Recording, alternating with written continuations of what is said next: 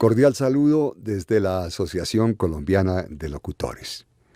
A petición de nuestro presidente Armando Plata Camacho, queremos a partir de hoy hacer un homenaje a las personas que hicieron la radio en Colombia y que aún tenemos la suerte de que estén con nosotros. Nos van a contar sobre sus anécdotas, sobre sus reminiscencias, sobre sus carreras, sobre el desarrollo de la radio en Colombia, hasta llevarla al sitio de prestigio que tiene la radio colombiana. Estamos hoy con una persona muy especial a quien yo personalmente llevo en el corazón por haber sido mi mentor, mi tutor, quien me dio la oportunidad de ser profesor de locución. Y de eso es de lo que yo vivo en este momento. Así que mi agradecimiento seguirá eterno con él. Estamos hablando de Jimmy García Camargo. Jimmy, buenas tardes. René, qué gusto estar aquí. Bienvenido al estudio de la ACL. Estamos de plácemes realmente al tener la presencia de Jimmy García Camargo. Una persona que podemos decir es de los grandes de la radio en Colombia. Ha estado a la cabeza de las 3 principales cadenas de Colombia: Todelar, RCN y Caracol. Y además ha sido el formador de muchísimas de las personas que hoy en día vemos en la radio y en la televisión. Correcto. En los noticieros.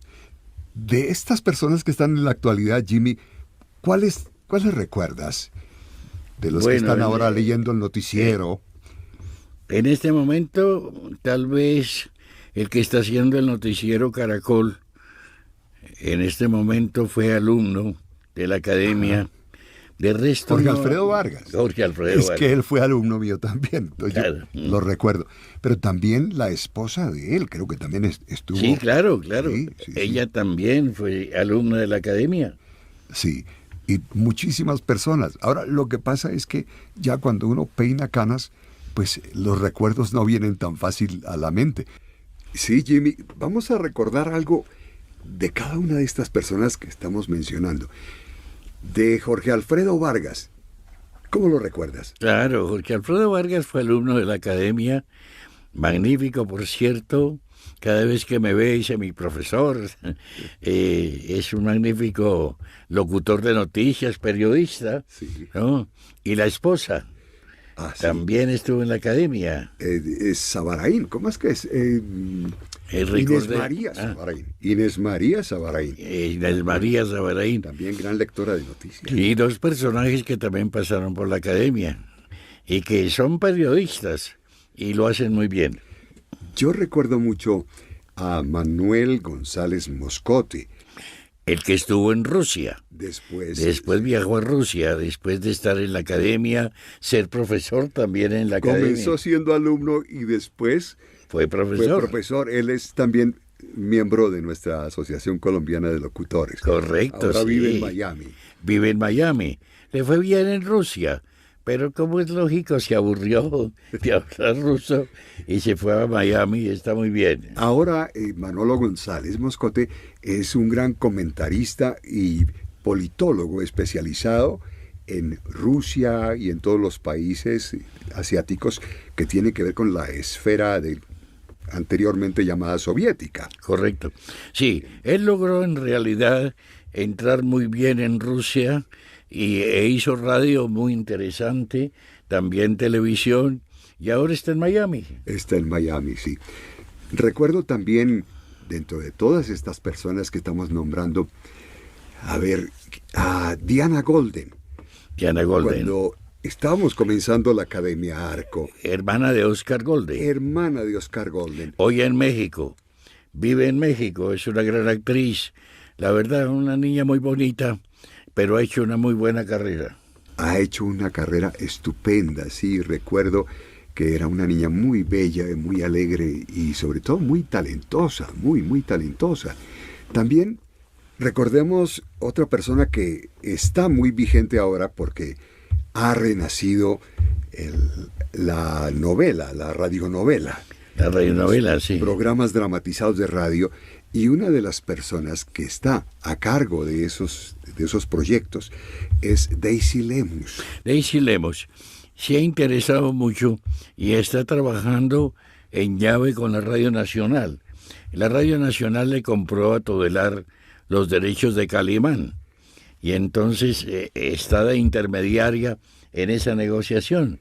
Y precisamente me invitó al lanzamiento de la entrega que va a ser de Calimán, el hombre increíble. Qué bueno. Yo les aconsejo que se den una visita por allí, por la página web de la Radio Nacional y escuchen los capítulos para que veamos cómo se hacía la radio antes. Cuando no había televisión, la gente se reunía alrededor de un radio en la sala de la casa. Cuéntanos, ¿cómo era eso? No, es que la pantalla era el cerebro. La cabeza era la pantalla. Eso. Cada cual hacía de los actores que escuchaba, pues hacía una fotografía mental y lo idealizaba. Unos lo querían, otros los odiaban, pero era una maravilla. La radio en eso tuvo momentos muy importantes. RCN fue la primera que lanzó dramatizados. Después vino un poquito Caracol tímidamente y entró con mucha fuerza Todelar con Calimán y con una serie de radionovelas que impactaron muchísimo. Yo recuerdo cuando me pongo a hacer reminiscencias con mi madre, que tiene 93 años, empezamos a hablar de Chan Li Po, el gran detective chino. El detective chino. Esa fue la primera radionovela que tuvo la radio. Chan Li Po. Había una cosa que él decía, muy interesante. Y mucha paciencia, mucha paciencia. Mucha paciencia. ¿Qué actor hacía Chan Li Po? No recuerdo. La verdad, porque fue de los primeros que trabajó. Creo que una persona que vivía en Venezuela y lo trajeron para hacer el personaje, pero no estoy absolutamente seguro. En esa época, en la época de las radionovelas, una gran época de la radio colombiana, se traían los libretos desde Cuba. Se traían los libretos que grababan allá como radionovela, y aquí había personas especializadas que traducían, por decirlo así, del cubano. Correcto, pero después fue de México. Calimán vino de México. Sí. No recuerdo en este momento el nombre de la persona que lo escribía, y nos lo mandaba un colombiano que hacía el enlace de Todelar con México. Entonces nos mandaban permanentemente. Sufríamos mucho cuando se nos demoraba el envío, ¿no?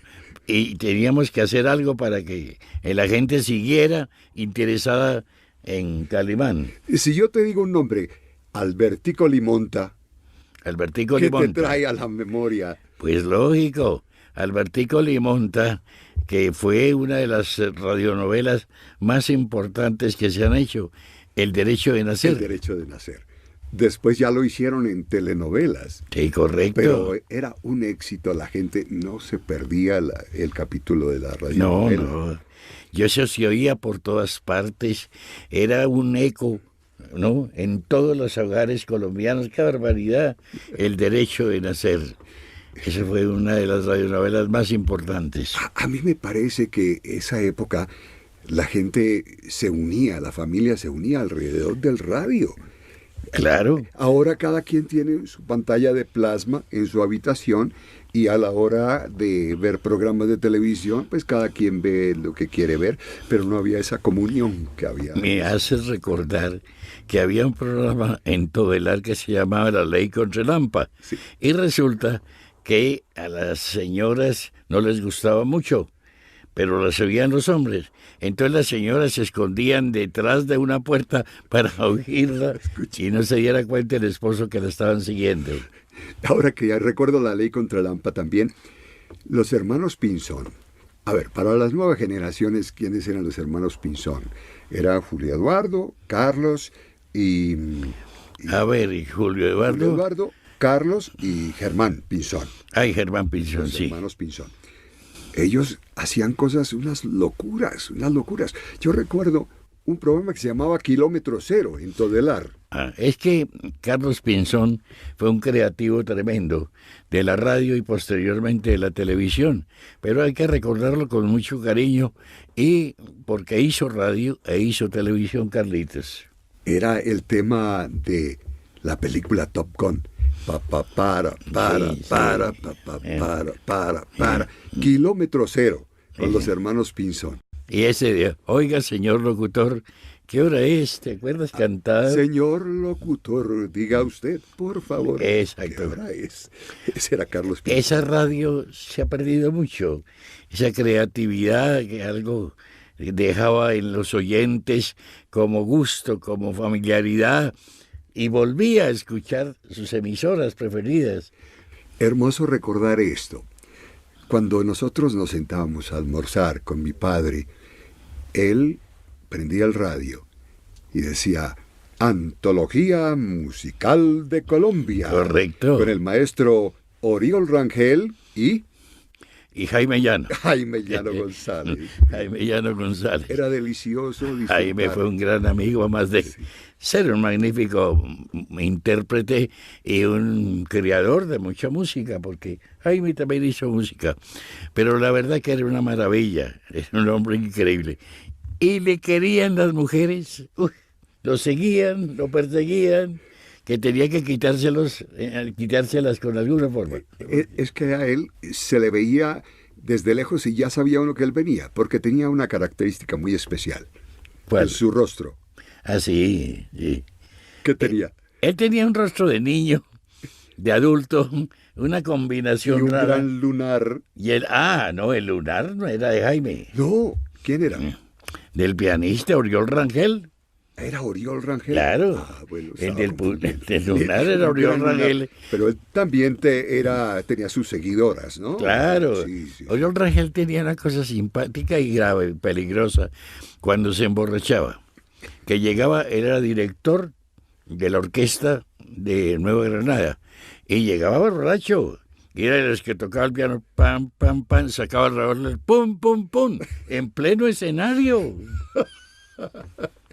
Enamorado tremendamente de la mujer más linda, más señora, más todo, de la ACL, porque muchas veces nos encontramos en la ACL con ella, que fue, se me escapa en este momento, una persona que, Sofía Morales. Ah, Sofía Morales. Qué voz más bella la de Sofía Morales. Y qué personaje. Qué personalidad. Qué Era señora. Mira, prototipo era de una mujer, dama. una mujer que la perseguían muchos hombres. Sí. Y ella era incólume. No, es decir, yo la respetaba tanto por esa forma. Yo tuve un programa poético con ella. Resulta que un día estaba yo con unos compañeros de estudio de la universidad en la puerta de Nueva Granada. Ella salió, dice, mi amor, entonces nos vemos a las 3, mi vida. Le dije, a las 3 estoy contigo. Bueno, mi amor, no me falle, ya luego. Me decían, ¿y usted qué tiene con Sofía Morales? Le dije, nada. Le dice, ¿cómo que nada? Le dice, amor, mi vida, que a qué hora nos vemos. Le dije, ese es un lenguaje que se usa mucho en radio. Sí, sí. Así. Era un lenguaje, ¿no? Y eso no lo podían aceptar las esposas. Yo tuve mucho problema cuando me decían así, pero... La radio era el medio de entretenimiento por excelencia. Recuerdo también que cuando pequeñito, ya cuando me decían que me fuera a acostar, yo no me iba a acostar. Yo me llevaba o un radio pequeño, los llamábamos radios transistor, Sí. era del tamaño de un celular, y lo ponía debajo de la almohada y empezaba a escuchar. Allí vine yo a tener contacto con el tango, en esos famosos programas que producía Todelar en la noche, que eran programas de tango. Sí. ¿Recuerdas alguna de las personas que hacían esos programas? Yo no recuerdo muy bien los nombres de varios argentinos que vinieron a Colombia y hacía programas. Yo hacía un programa en RCN, tal vez. No, en La Voz de Colombia. cuando yo empezaba en La Voz de Colombia, hicimos un programa que se llamaba Aquí está Buenos Aires. Y entraba ese bandoneón sonando. Hermoso, hermoso. Y eran tres argentinos, que uno era cantante, el otro era el bandoneonista y el otro era el del bajo. Vamos a ver, si los recordamos, aquí los van a ver ustedes en generador de caracteres en la pantalla, van a ver los nombres. Yo creo que podemos recordarlos.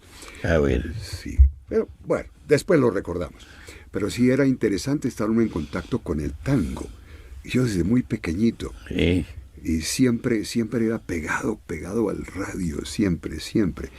Los radios en esa época solían ser muy grandes. Ya en los año como 26, que comenzó la radio comercial más o menos, era un elemento en la sala de la casa que era grandísimo. Era un solo radio, prácticamente. Y se tenía un solo radio porque era un elemento costoso. Después ya vinieron los más pequeñitos, los Philco. Correcto, los Philco. Como así más que uno les decía Pilco. El Pilco. Porque se leía como Pilco. Se leía Pilco. Y era Pilco. El Punto Azul y otros radios ya eran más pequeñitos. Pero mi padre en el año 1938 trabajó en la Feria Mundial de Nueva York. Y para esa feria miniaturizaron los radios. Y ya no era un aparato así grande, sino que se convirtió en claro. Lo que les vamos a mostrar a continuación. Este pequeño radio, era una miniatura en esa época, porque los radios eran una belleza más grandes. Este fue el radio que me inspiró a mí en mi carrera, porque por aquí, por este parlante, salía la voz de don Jimmy García Camargo, la voz de Jorge Antonio Vega, la voz de Alberto Piedrahíta Pacheco, de Juan Seguramente muchas veces en este radio salió mi voz anunciando a Bianca. Que yo fui locutor de Avianca muchos años. Y Orient era el que nos Orient. Ahora, sí. Relojes Orient, sí. Y a través de esto, sí, Julián Ospina era el lector de noticias que a mi padre le gustaba mucho y él decía que quería que yo fuera como él. Y a los 5 años, yo aprendí a leer a muy temprana edad, él me ponía a leer y decía que quería que yo le leyera como el señor que estaba hablando ahí. Es que Julián fue un gran locutor de noticias. En verdad. Julián Ospina. Pero hemos tenido grandes voces de noticias. Yo recuerdo Eliodoro Otero.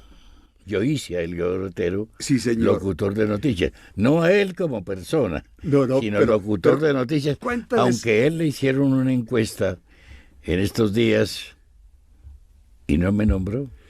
Bueno, así me ha pasado a mí con algunos alumnos que se han formado aquí en mi tristeza academia. Eso, bueno, pero no importa. Mira, Eliodoro fue mi asistente subgerente de Todelar, porque un día me dijo don Bernardo: Jimmy, lo noto muy lleno de trabajo, consígase un asistente, un subgerente.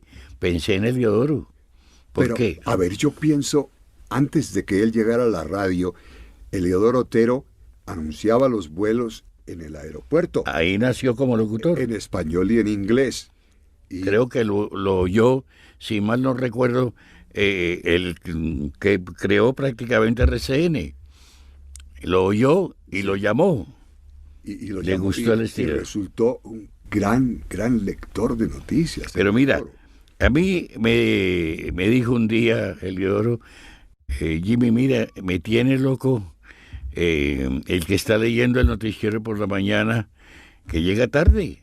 ¿Qué hago? Le dije: no, cambiémoslo porque no puede ser todos los días. Me dijo: sí, todos los días. Entonces le dije: bueno, ¿y qué hago yo? Le dije: ¿por qué no lees tú? Dijo: yo no soy locutor de noticias, Jimmy. Yo leo unas noticias. Ah, no, le dije yo: pero si tú lees unas noticias en los teatros. Él era el locutor de un noticiero que se llamaba Actualidad Panamericana. Correcto. Sí, Actualidad Panamericana, en los cines. Antes de proyectar la película venían los cortos y los noticieros. Y Eliodoro los leía. Lo mismo que, bueno, había otro que era competencia también. Pero Salcedo. Andrés Salcedo. También Salcedo, claro. Sí, claro. Andrés Salcedo también leyó. Entonces le dije: bueno, Entonces le dije, ¿por qué no lees tú? Dijo, yo no soy locutor de noticias. Pero sí ha leído noticias en los teatros. Dijo, Jimmy, eso es distinto. No ve que uno puede leer el texto, prepararlo y leerlo, y si se equivoca no hay problema, se vuelve... dije, hombre, pero intenta. Entonces él intentó y grabó y hizo lectura del noticiero 2 días. Un día me llamó Bernardo Tón. Me dijo, Jimmy, ¿quién está leyendo el noticiero Todelar por las mañanas? Le dije, Eliodoro Otero. Dijo, me gusta el estilo, dejémoslo ahí un ratico. Muy sobrio, bueno, y lo dejé un ratico. Después me llamó Bernardo y me dijo, no, pongámoslo de planta. y otra persona de esa época también, de las grandes voces, las voces que hicieron la radio grande, Manolo Villarreal. Uy, Manolo fue uno de los locutores de noticias y animador, porque él fue también animador, pero como locutor de noticias fue magnífico. Manolo también estuvo trabajando conmigo. En la academia, ¿él fue profesor? Fue profesor en la academia. Profesor en la Academia Arco. Correcto, sí. No, Jimmy, tantas personas que pasaron por la academia y que hoy están en lugares de privilegio. Recordemos a Yuldor Gutiérrez. Que ha hecho una gran carrera en la televisión. Y realmente pasó por la academia haciendo su propio trabajo que se inventaron con, tú recuerdas, a Raquel Zabaleta y demás. Sí. Se fueron por allá a una finca arriba de este pueblo, se me escapa. ¿De Villeta? No, aquí en Chuachí. En la parte alta de Chuachí, La Calera. Sí. La Calera. Sí. Por allá hicieron un video muy interesante. Qué bueno. Eso es lo que sirve, que haya efervescencia entre los alumnos, que hagan cosas creativas, que estén en permanente creatividad, produciendo cosas. Yo recuerdo también a Kenny Delgado. Kenny Delgado es otro personaje que también hizo cosas en la academia. Gran locutor, gran actor, gran amigo, con un respeto siempre que se dirige a nosotros, ¿no? Recordando las épocas que vivimos. Y también Diego Sáenz. Diego Sáenz. Él ha estado mucho en radio, también pasó por la academia. Y bueno, así nos haríamos interminables recordando a Alerta, Juan Ricardo Lozano. Alerta, Bogotá, claro. Natacha Klaus, Catalina Aristizábal, todas estas personas. Bueno, ahora dejemos un poquito aparte ya esas reminiscencias y trasladémonos a la parte de la radio internacional. La radio internacional, Colombia ha jugado un papel muy importante en la radio internacional, en la BBC de Londres, La Voz de América, Radio Francia Internacional, la Deutsche Welle. Hemos tenido locutores muy prestantes. Claro, magníficos, y que también han podido vivir muchos alumnos de la academia en la radio internacional. ¿A qué se le puede atribuir que hayamos tenido esa cosecha de locutores tan importante en la radio internacional?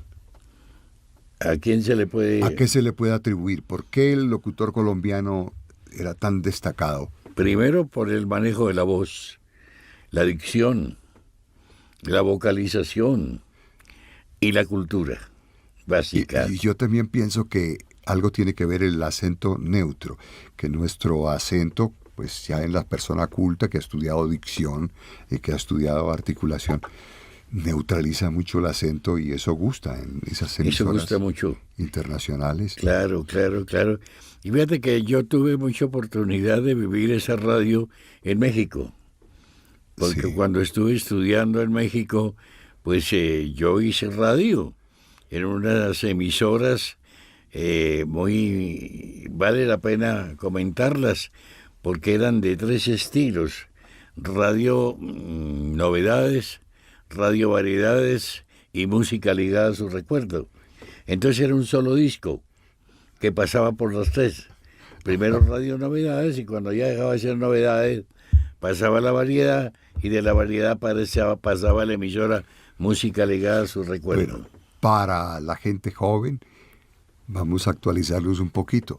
La radio internacional era una radio que comenzó por ahí en la Segunda Guerra Mundial, en los años 40, y llegó a transmitir en 40. En la BBC teníamos 42 idiomas, en La Voz de América otros tanto número de idiomas, y era lo equivalente a la Internet de hoy.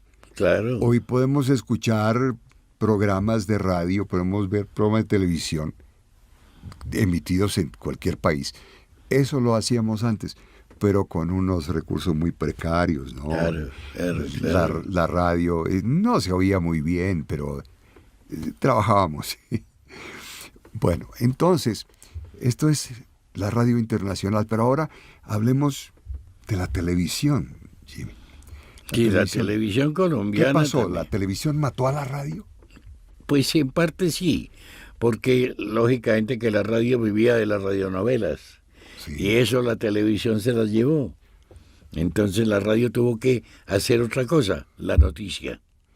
Ahí comenzó a manejar más la noticia y llegaron periodistas de la prensa a la radio. Sí, yo recuerdo muy bien todos los experimentos que se hicieron. Julio Sánchez Vanegas, que tenía emisoras Monserrate inicialmente, después él compró una frecuencia y lo llamó Emisoras El Dorado. Correcto, sí. Y en Emisoras El Dorado era todo el día noticias. Sí, la base de Emisoras El Dorado eran noticias. Y mientras la otra era música estilizada. Estilizada todo el día. Todo el en día. Monserrate. Entonces eso fue una radio distinta, ¿no? Después, más adelante, Yamid Amat también quiso seguir ese formato ya años más tarde y creó una emisora de solo noticias, donde trabajó mucha gente muy importante del periodismo y de la radio. Fernando Calderón España, recuerdo, estuvo allá. Y Garzón, el famoso comediante. Sí, claro, porque era una forma distinta de hacer radio y sobre todo de competirle a la televisión. ¿Y cómo eran los noticieros en esa época, Jimmy? Los noticieros de radio. ¿Cómo teníamos los lectores de noticias? ¿Cómo era un noticiero?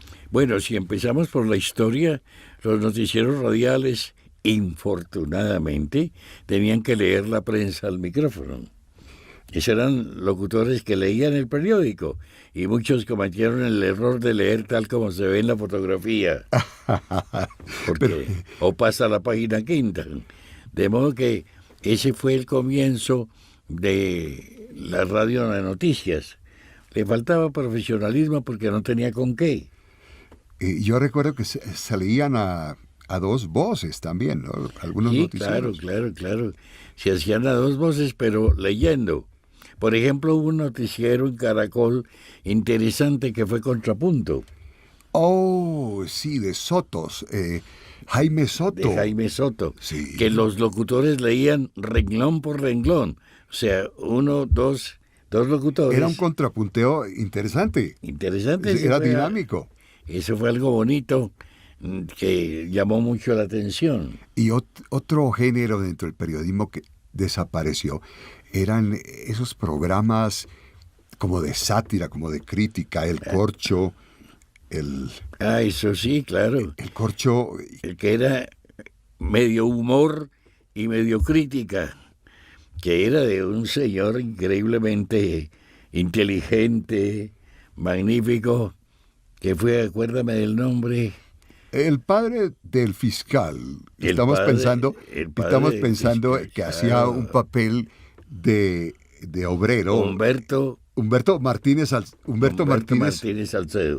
Sí, correcto. Humberto Martínez Salcedo. Salustiano Tapias. Sí. Salustiano en Sábados Felices y en la televisión. Él hizo la tapa, El Corcho. Le cambiaba el nombre porque cada vez el ministerio se lo cancelaban. Le cancelaban el permiso de noticias en radio. Entonces tenía que cambiarle el nombre. Pero Humberto fue maravilloso. Lo tuve en RCN, lo tuve en Todelar y era magnífico. La verdad es que la tapa y eso era la tapa. La tapa, el corcho, el destape, varios nombres. Varios nombres, sí. Tenía que cambiarles de nombre porque el ministerio los cerraba. Sí. Y también de esa misma época, en estas reminiscencias, vale la pena recordar los programas de humor. Los programas de humor, sí. Ahí tengo yo una anécdota personal. Tenía que contratar a gente que escribiera libretos de humor y se les pagaba muy bien. Y un día en la oficina dije, ¿por qué no lo escribo yo? A ver, porque me gano lo que esta gente se gana. Porque sí, me puse, qué cosa tan difícil cuando eso no lo lleva uno por dentro. Sí. Eso no se improvisa. Y me di cuenta que valía la pena pagarle a la gente que escribía humor. Y también los programas con auditorio, con auditorio en vivo. Los programas de radioteatro. Los programas de humor como Eber Castro. Eber Castro en Caracol. Eber Castro, el que lo llamábamos el coloso del humorismo. Correcto, que fue una persona que trabajó mucho con Jorge Antonio Vega. Así. Ellos hicieron... ahí en este momento viene a mi mente que ese fue mi primer trabajo en la radio en Colombia ante una audiencia, en el programa de Eber Castro, por Colombia con Amor, a través de Todelar y su circuito nacional de 42 emisoras, éramos en esa época. Eber Castro, sí, Eber Castro fue otro señor del humor. Y no olvidar al grande de los grandes, una persona muy recordada, a Montecristo, que nos alegraba al mediodía en RCN. Pero Montecristo era 100% humor. Él de periodista poco. No. Pero era 100% humor. De grata recordación. Fue una persona que vale la pena recordar en este momento, de una gran actriz. ¿Recuerdas tú a la que hizo Solín en Calimán? Erika Krum. Erika Krum, sí, con ella tuvo algunos hijos. Sí, tuvo varios hijos con Erika. Pues Krum. Que yo recuerde, hay uno que todavía tiene su empresa y le ha ido muy bien, y fue un gran compañero de Erika durante todo el tiempo hasta el momento de fallecer, que se me olvide el nombre de este muchacho que admiré mucho por eso, por la forma como trató a su Erika mamá. Krum, excelente actriz. Programas de humor también de esa época, Los Chaparrines. Mira, yo tengo una anécdota en eso. Resulta que cuando se estaban celebrando las elecciones, en la cual participaba, era uno de los candidatos, se me escapa así rápido el nombre, pero ya me vendrá. Entonces, nosotros colocamos a alumnos de la academia, de diferentes partes, en las votaciones. Y los sitios de votación. No, ya recuerdo. Sí, ya recuerdo. Entonces, estos alumnos iban dando el resultado en cada mesa. Sí. Que a las 7 de la noche ganaba el general Rojas Pinilla, que competía con el político... ¿Quién era? Pastrana. Pastrana Borrero. ¿Fue con Pastrana en esa época o fue después? No, sí. Era Pastrana Borrero el que le competía a Gustavo Rojas Pinilla. Sí. Entonces, yo que me fui para la registraduría del Estado Civil a ver cómo iba la gente, me encontré con que de pronto salió el registrador y dijo: los señores de la radio que están haciendo una radionovela, los está esperando el ministro del Interior en esa época, no me acuerdo el ministro... El Tigrillo Noriega. El Tigrillo Noriega. Cuando llegamos a la oficina del registrador, el Tigrillo Noriega, ustedes están haciendo una radionovela, repitió de las elecciones, sobre todo Todelar. ¿Quién es el representante? Y me llegó un frío en todo el cuerpo y levanté la mano. Yo, señor ministro, ustedes están cometiendo un error y engañando a la audiencia de radio. Por favor, tienen que seguir los resultados que es de aquí de la registraduría y no improvisar como lo están haciendo. O lo cerramos. Ese fue el famoso día de marzo cuando el presidente Lleras Restrepo sacó su reloj y dijo, son las 7 de la noche. A las 8 de la noche todas las personas tienen que estar en sus casas. Sí, pero ese señor presidente, cuando yo llegué a mi oficina, llamé a don Bernardo Tobón y le dije, mire lo que acaba de pasar. Yo, no, Jimmy, no sigamos transmitiendo. ¿Por qué? ¿Para qué? De pronto cometemos algún problema. Mejor, ¿qué hacemos? ¿Qué programa ponemos? Le dije, yo tengo grabado 2 programas de los Chaparrines. Pues pongámoslos. Digo, listo. Mientras yo llamé a la encargada de la discoteca para que me buscara todo eso, puse música. Y en ese momento me dijo la secretaria, don Jimmy, lo llaman de presidencia. ¿De presidencia dónde? Pues de la República. Pasé yo. Entonces me dije, ¿quién me habla? Dijo, el presidente, Carlos Lleras. Señor presidente, ¿ustedes por qué dejaron de transmitir desde la registraduría? Le dije, para no tener problemas. Pues problemas son los que tienen ahorita. Sigue transmitiendo o los cierro. Hasta luego. Me colgó. Qué Llamé a don Bernardo y le dije, mire lo que pasó. No, sigamos transmitiendo rapidito. Es importante recordarle a la audiencia que las frecuencias de radio son del Estado. Y sí, que necesariamente... Son en arriendo a las empresas. Y le pueden cerrar perfectamente, le quitan el contrato, la licencia y ya. Entonces nosotros seguimos transmitiendo con los resultados de la registraduría. Y a las 11 de la noche ganaba... Rojas Pinilla. No, ya no. No, pero hasta las 10. Nos fuimos a dormir con Rojas Pinilla presidente. 10, y nos levantamos con Pastrana presidente. Exacto, a las 11 de la noche comenzó a ganar Pastrana con los datos del exterior. Y de Nariño. Correcto. De Pasto. Esas son las anécdotas. Sí. En estos días escribieron unos periodistas algo en El Tiempo recordando ese hecho, y yo en mis memorias estoy por recordarles que lo viví perfectamente. Claro, y la radio en ese momento hubiera podido jugar un papel muy importante y hacer exacerbar los ánimos de la gente, como pasó en el 9 de abril. Entonces, esto nos lleva a pensar en la importancia de que los locutores sean responsables frente al micrófono de lo que dicen, saber que pueden causar una catástrofe, pueden causar una desgracia como lo que pasó el 9 de abril fue hecho por la radio. Infortunadamente se cometió ese error de estar diciendo en los micrófonos, es el momento de comenzar a defendernos, salgan a la calle, rompan los sitios donde encuentren cualquier arma y salgan a defendernos, porque eso, entonces eso fue un hervidero. Y lo que tú dices, la responsabilidad del locutor y del periodista de radio, que pues lógicamente no es que sea locutor, pero está al micrófono.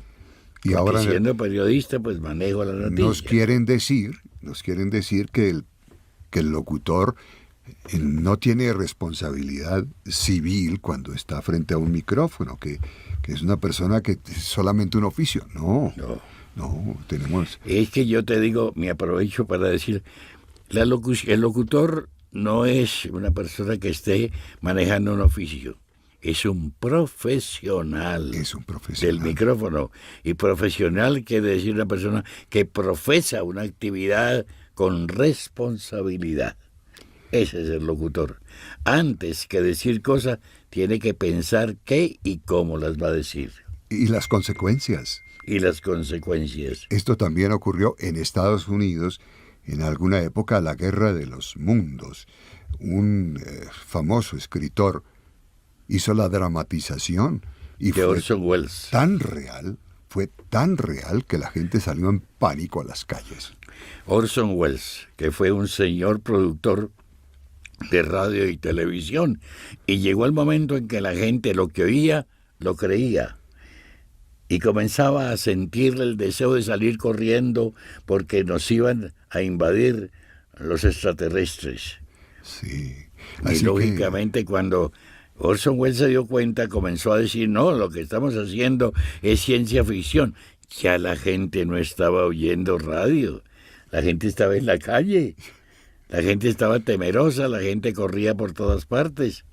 Entonces ahí se demostró que la radio, si no se maneja con mucha responsabilidad, es la responsable de muchas cosas que puedan suceder.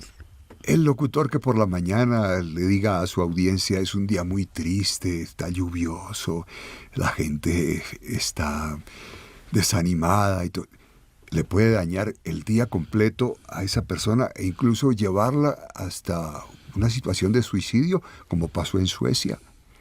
En Suecia un locutor o una locutora indujo a la gente a que la vida no valía nada, que no merecía la pena vivir, y se suicidaron varias personas. Sí, el micrófono es un arma para hacer cosas buenas y hacer cosas malas. Y quien la maneja es el responsable. Es el responsable. Entonces, por eso, yo recuerdo una anécdota precisamente mía, que yo salía de la universidad de dictar clase, llegué a las oficinas de Todelar cuando salía el radioguía. Y le dije al conductor, ¿para dónde va? Dijo, pues es el avión que se estrelló, Jimmy, que eso vengo oyendo, pero usted no lleva ningún periodista. Espéreme, yo voy con usted. Y me fui. Llegando al Parque Nacional, arriba... El avión de Aerocóndor en el cerro. En el cerro. Arriba del Parque Nacional en Bogotá. Sí. Aerocóndor. Sí. Entonces me vieron los periodistas que estaban arriba junto al avión y me dieron cambio. Y yo tenía junto un tipo que me dijeron, este señor vive cerca donde cayó el avión. Dije, pues oyentes de Todelar, voy a presentarles a una persona que fue testigo presencial del accidente del avión. Señor fulano de tal, sí, cómo no. Sí, es que yo vivo cerca. Yo vi cuando el avión se estrelló y vi cuando la policía llegó y se estaba robando todas las calles. ¡Ay, Dios mío, qué bruto! ¿Cómo entrevisto a una persona que no sé qué va a decir? Cometí el error. Y dije, no, esto no puede ser. Pero yo mismo me di cuenta que había cometido el error. Y luego lo comenté en mis clases, diciendo yo no he debido entrevistar a una persona que no sabía quién era, que porque vivía cerca. Magnífico, pero eso no puede ser. Porque ese otro que yo recuerdo, ese sí, el error no lo cometí, lo cometió otro profesor en el incendio del edificio Avianca. Sí, sí. Porque el locutor o el periodista dijo, y aquí tengo a un personaje que es miembro de los bomberos de Palmira. Luego tiene la autonomía y el de decirnos qué pasa. Dice, no, ese edificio se cae en media hora. Claro, causa un pánico tremendo. Entonces, eso nos lleva a pensar que sí hay una responsabilidad civil, pero muy grande. Una responsabilidad muy grande de quien está frente al micrófono, puede causar catástrofes. Pero lógico, el locutor o el periodista... Pero eso no lo creen los legisladores en su interpretación de la Constitución, de la reforma de la Constitución. Cuando dicen que pueden ser de libre ejercicio las profesiones que no tienen ningún riesgo en su ejercicio. Y la locución sí implica un riesgo. Y hay que crear en todas las partes donde se enseña periodismo, locutores y todo, la responsabilidad que tenemos. Porque es muy, muy, muy peligrosa. Y hay un momento en que se dicen cosas que crean un momento difícil y eso no es lógico. Sí. Y el locutor y el periodista es una persona que a veces tiene su vida amenazada. A ver, yo recuerdo, a ver si Jimmy recuerda esta anécdota. Estábamos transmitiendo desde el helicóptero de RCN una llegada de la Vuelta a Colombia en el autódromo. En ese momento yo bajé del helicóptero y subió Jimmy con Pacheco. Con Pacheco. Subieron al helicóptero y ¿qué pasó? Okay.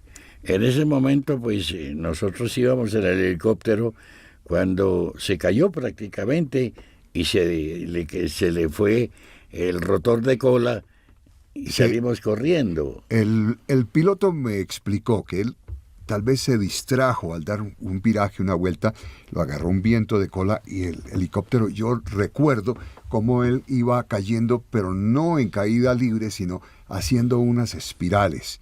Y yo corrí hasta allá, corrí, y con mi cámara, porque también tomé esas fotos en ese momento. Pacheco y Jimmy bajando del helicóptero, blancos, totalmente mustios, porque hubiera podido ser el último día para los dos, para Jimmy y para Pacheco. Claro. Se salvaron. Volvimos a vivir. Afortunadamente actuamos con mucha prudencia. Tal vez el momento hizo que nosotros nos alejáramos un poco del micrófono, a ver qué había pasado, para evitar el estado de ánimo en que estábamos. Sí. Porque fue muy duro. Muy Así duro. El locutor pone en peligro su vida, como en ese momento la pusieron Pacheco y Jimmy, peligraron. Sí. Claro. La gente creyó que el helicóptero estaba haciendo piruetas al enroscarse. Cuando yo le pregunté a alguien, ¿ustedes se dieron cuenta cuando venía cayendo el helicóptero lentamente? Dijo, no, lentamente. Eso caía como un piano. Sí, claro, imagínate, ¿no? Eso fue tremendo. Pero bueno, afortunadamente tuvimos el criterio de separarnos un poquito, porque mucha gente venía a ver qué nos había pasado. Pero ya tú y otros locutores... Yo fui el primero que llegué con la cámara. Exacto. Entonces ya nosotros nos hicimos un poquito, porque estábamos muy conmovidos. Fue un susto muy grande, sí. Sí. Entonces los locutores, los periodistas, ponemos en peligro nuestras vidas por la información, por entretener a la gente, por informarla, ¿Y por qué nos pagan así? Quitarnos la licencia de locución y quitarnos la licencia de periodista. Correcto. No puede ser. Ya es de libre ejecución, cualquiera puede serlo. Y eso es... Pero en su momento hubiéramos podido pelear, tal vez no lo hicimos, porque la suspensión de la expedición de las licencias, que la hizo un señor que escuchamos todas las mañanas por ahí, cuando era ministro de Comunicaciones. Sí. Él puso que quedaba suspendida la expedición de las licencias, pero al final de un decreto sobre antenas y sobre otras cosas, eso es lo que llamamos el típico mico. Entonces, en ese momento tal vez no reaccionamos a tiempo, Jimmy. La ACL quizá hubiera podido reaccionar a tiempo en ese momento. Mira, con la ACL reaccionamos mucho. Eliodoro Otero y yo hicimos un decreto para que se volvieran las licencias. Un proyecto de ley. Un proyecto. Sí. No pasó nada. Se lo entregamos al presidente de la República, que era el doctor Samper. Fuimos allá. Una delegación de la ACL. Le mostramos el proyecto y dijo, tranquilos, yo tengo una buena bancada, ellos me van a apoyar, déjenme en el decreto y yo me encargo de él.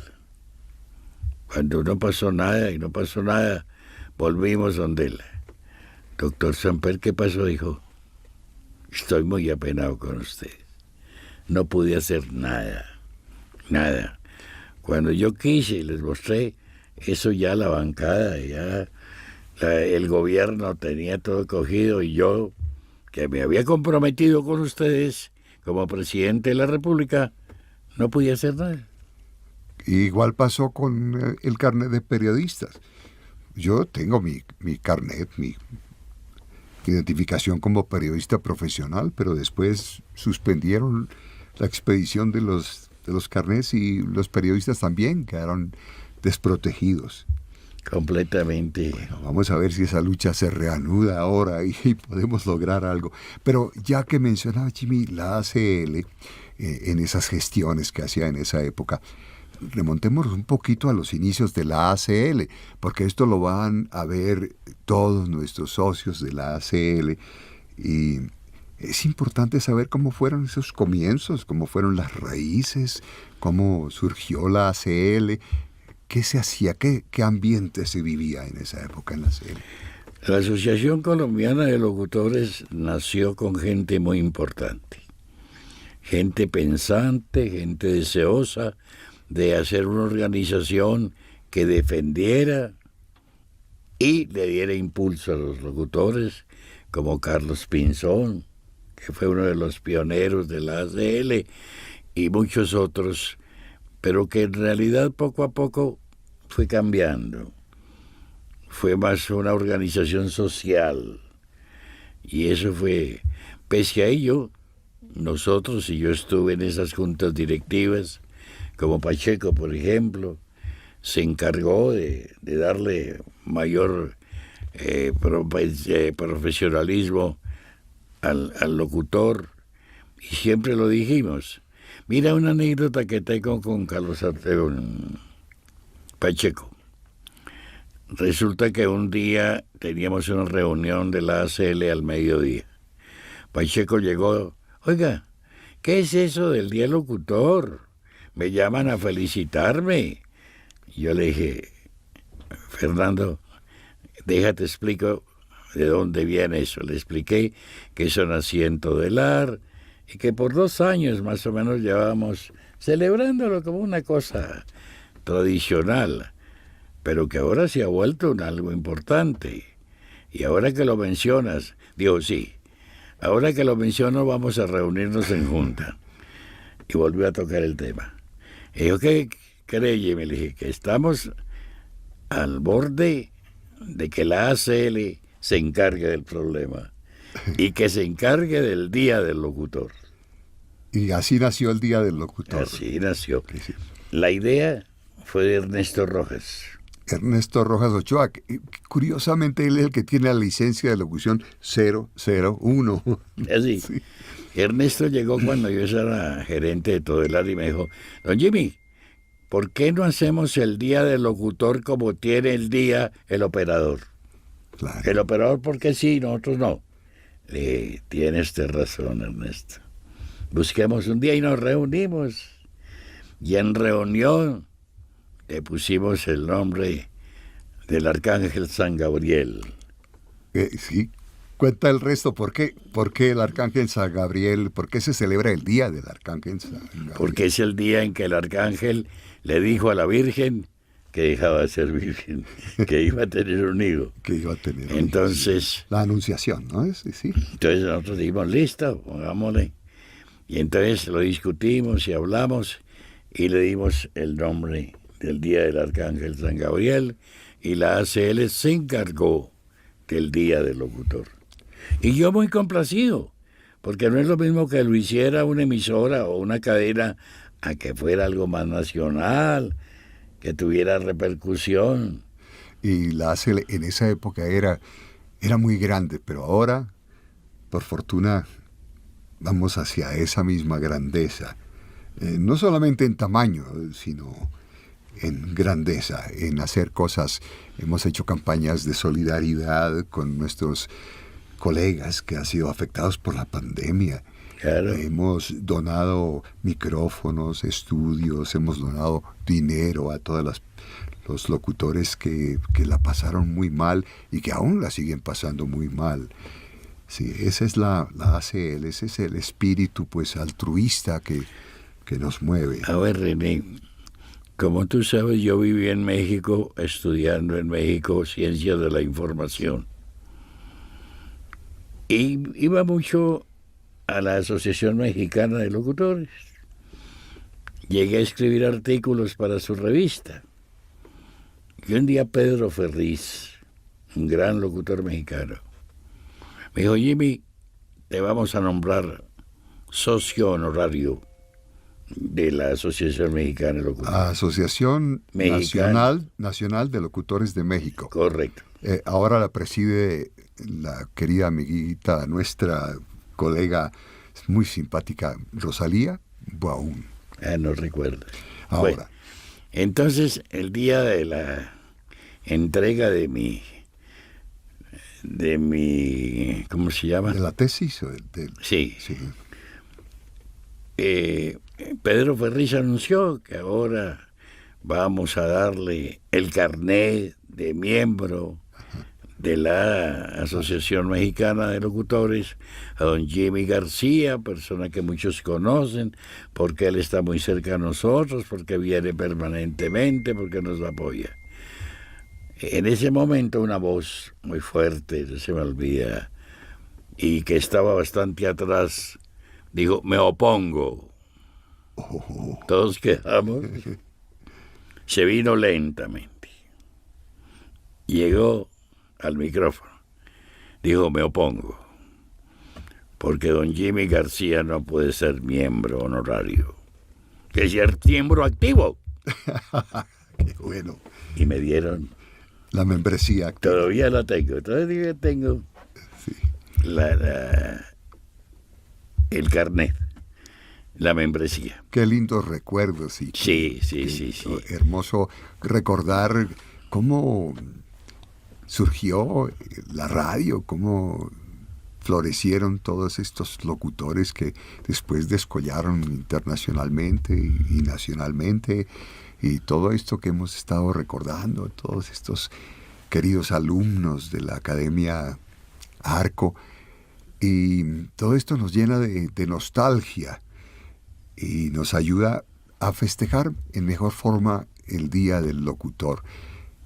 Que todos tengan presente que debemos hacer que ese día se estimule la solidaridad entre todos los locutores, que dejemos las rencillas, los egos y dejemos la competencia. No, hay que tenerle miedo a la incompetencia. Correcto, no a la competencia. Hablando de esto, recuerdo que cuando yo llegué de México, trabajé en Radio Metropolitana, aquí en Bogotá, con un gran amigo, que me lo encontré ahí trabajando. Hicimos buena amistad, salíamos los dos y hablábamos de nuestro futuro, de que teníamos que estudiar además de tener la licencia. Ese señor, ese amigo, ese colega, Juan Harvey Caicedo. Un gran... Los dos salíamos charlando, conversando. Después nos encontramos en la ACL. Fuimos muy buenos amigos. Y siempre preocupados por la responsabilidad del locutor, por la poca cultura de quienes estaban al frente de los micrófonos, por la forma como la juventud viene tratando su actividad en las emisoras musicales.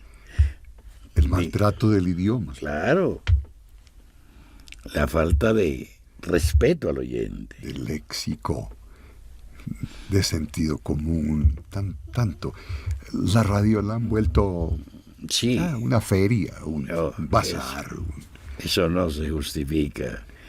Cuando nosotros, por ejemplo, en una ocasión llegó a Todelar un señor que le dijo a mi secretaria, quiero hablar con el gerente. Dígale que le traigo el mejor programa que se ha hecho en la radio colombiana. Cuando ella me dijo eso, dije, ¡Ave María! Como petulante el señor, que siga. Entró y me dijo, mire, señor García, yo le traigo el mejor programa que se ha hecho en la radio. Aquí se lo traigo grabado. Se llama Caudillos y Muchedumbres. ¿Eso qué es? Dijo, aquí traigo la grabación de los mejores discursos que se han pronunciado en Colombia, de los mejores oradores colombianos. Camine, lo oye, tiene, ¿cómo yo le decía? Llamé al director del noticiero, que era precisamente un gran señor que había venido del periodismo escrito. Gabriel Huertas Franco. No, en esa época estamos pensando en Todelar, en la calle 19. Sí, en la calle 19. Sí. Entonces bajó y le conté. Al camino lo oímos un pedazo de Gaitán. Oh, magistral. Claro. Entonces me dijo, bueno, para hacer corto el cuento, ese lo transmitíamos los domingos a las 9 de la noche. Ay, Antonio Pardo García, ¿no? El director del noticiero en esa pero época. En ese momento era, lo he recordado en estos días, pero se me escapa. Es difícil, ya la memoria nos traiciona. Y ya, claro, sí. Él era tartamudo.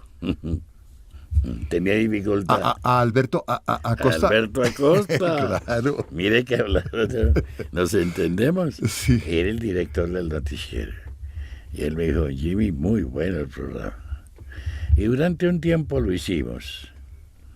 Resulta que él decía que era que el papá le había grabado los discursos. Sí. Pero un día, en un cóctel, me encontré con mi amigo Yardani Suárez. Dijo, hola Jimmy, ¿tú de dónde estás sacando los discursos que transmiten los domingos en Todelar? Pero es un señor que llegó y le conté.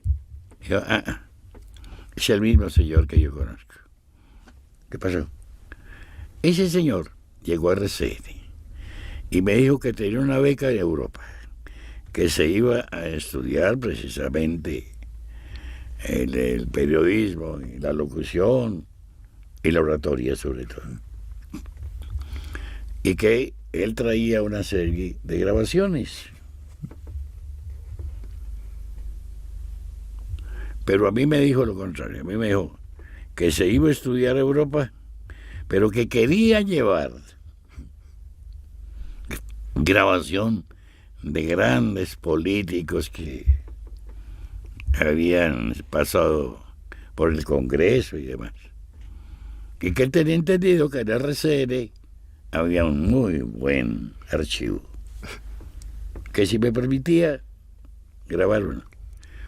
Yo le dije, sí, ese archivo está en los transmisores de Nueva Granada. Si usted quiere, vaya, óigalos, selecciónelos y con mucho gusto sáquelos y graba y me los devuelve. Ese señor se llama Fulano Metal. Sí, señor. Bueno, haciendo corto el tiempo, digo el cuento. El cuento. La verdad es que fue un buen programa. Se oyó mucho, sobre todo por gente entendida, ¿no? Políticos y demás. Entonces, ¿qué quiero decir con esto? Que hay momentos en que uno debe aprovechar la oportunidad. Sí. Para lograr grandes aciertos. Y esa fue una oportunidad bonita en Todelar. Como lo fue en RCN, como lo ve Carrión. En RCN también tengo una anécdota. Había un avión en emergencia, volando sobre Bogotá. Todos los periodistas se fueron para allá. Yo me quedé en mi oficina. De pronto, oyendo radio en onda corta, me encontré con la frecuencia de la torre de control. Y dije, ay Dios, qué bueno. Entonces llamé a los técnicos y le dije, tráigame un remoto. Tráigame un remoto a transmitir desde aquí. Lo que sería ahora el Comprex, ¿no? Comencé a transmitir. Me daban cambio los periodistas. Parece que don Jimmy está muy bien abocado. A ver, don Jimmy, adelante. Y yo les daba otra vez. Cuando terminó todo, les conté que yo estaba en mi oficina, ¿no? Y los datos que les estaba dando era de la torre de control. Bueno, el que sabe, sabe. Conservar la calma, la serenidad claro. y no calentarse la cabeza, sino pensar. Con mucha tranquilidad, viendo qué se dice en el momento y que no vaya a crear un problema, ni con criterio, con responsabilidad. Bueno, y así fueron muchas que tuvimos. Es que hablar de todo esto, no hay tiempo suficiente, no hay tiempo que alcance para poder desarrollar todas estas anécdotas que son importantes, porque es cómo fue evolucionando la radio, cómo surgieron los personajes. Nuestro querido Armando Plata Camacho. Creo que Jimmy estaba en la gerencia de Todelar cuando él hizo una locura con un un nadador, Capax, que nadó por todo el río Magdalena, sí, el río Magdalena, creo. ¿No? Para esa época, yo recuerdo algo de eso. No recuerdo en este momento. Fue una locura maravillosa, porque Armando se ha distinguido por eso, por ser creativo y ser original en lo que hace. Yo recuerdo que dejamos inconcluso pasar a la televisión. Oh, sí. La televisión fue otro medio que viví porque trabaja con Propaganda Época. Y Propaganda Época pues tenía programas de televisión. El Mundo al Vuelo, por ejemplo.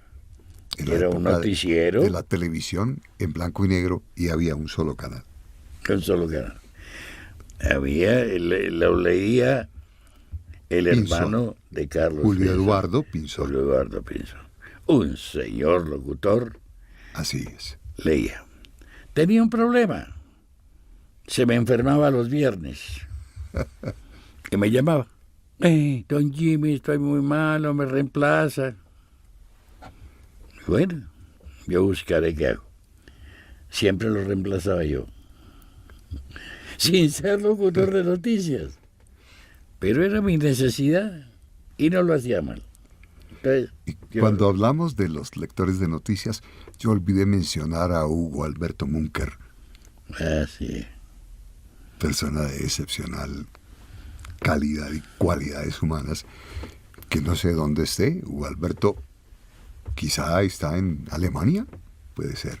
Uh-huh. Bueno, si alguien sabe, alguien nos ve, que se comunique. Claro, ahora es tan fácil comunicarse desde Alemania, desde cualquier parte. ¿Sí? Cierto. Bueno, yo creo que hasta aquí llegamos. Hemos tenido tantísimas anécdotas. Hemos pasado un rato muy agradable. Y este programa quiere ser también un homenaje a un señor de la radio que ha sido gerente de las 3 principales cadenas, que ha formado a tantísimo talento, a tantas personas que hoy son figuras de la radio, de la televisión, de la actuación. Es un homenaje que le hacemos con muchísimo cariño desde la Asociación Colombiana de Locutores. Muchísimas gracias. Jimmy, por favor, una despedida. Pues cuando yo recibí tu invitación para esta entrevista, la recibí con gran cariño.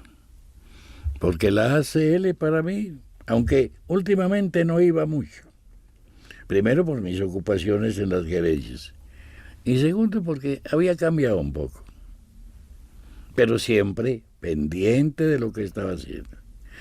La ACL tiene una gran responsabilidad con la profesión del locutor. Hay que exigirles a quienes están al frente de esa educación que hagan gente responsable y con una buena cultura. No que sean unos eruditos, una buena cultura, un buen manejo del idioma. ¿Dónde gente es? René, gracias por la invitación. No, muchísimas gracias, ha sido muy agradable esta charla. Bien, yo me despido y como de costumbre, todos los miembros de la Asociación Colombiana de Locutores tenemos que despedirnos. Les habló René Figueroa Salgado, de la Asociación Colombiana de Locutores.